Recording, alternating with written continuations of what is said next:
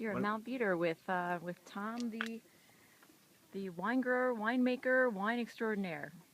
One of the key things that we look for in the harvest date is the fruit flavors that come out. And for Cabernet Sauvignon, one of the two flavors we're looking for is blueberry, and the other is cassis blackberry.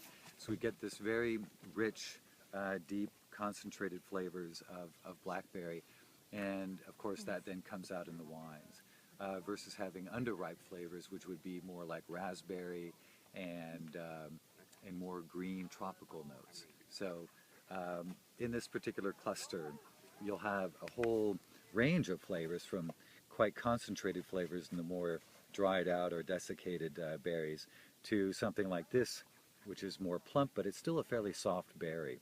And then inside the berry, we look for the color of the seeds.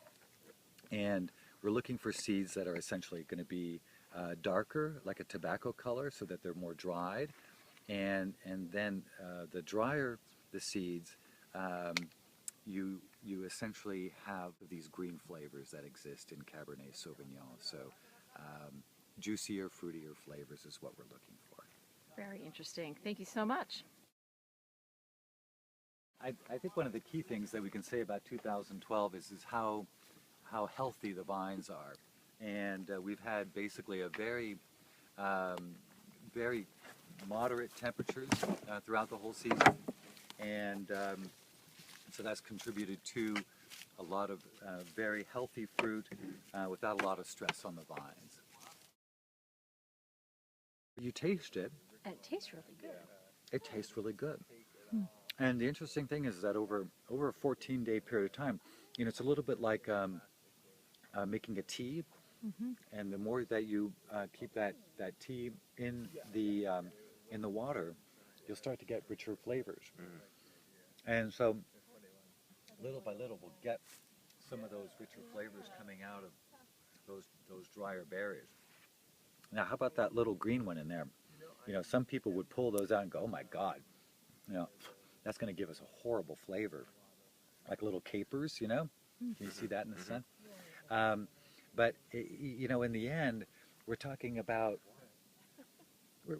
such small fractions that it's almost impossible to quantify how this is going to affect the whole fermentation. But if we had a whole bin full of these, it would be a whole different story. Oh yeah. So we'll take these down to the winery, crush and destem, and then they'll basically be in our fermentation vats for 14 to 18 days.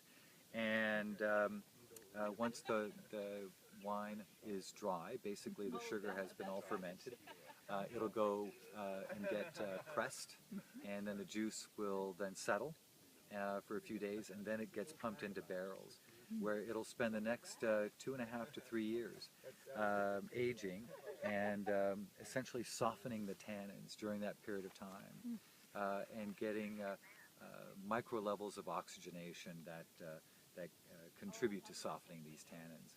So we'll be tasting the wines every 2 to 3 months over the next 2.5 to 3 years, and over that period of time, you'll see these variations in what's happening in the flavor profiles. So that's essentially our process in a nutshell.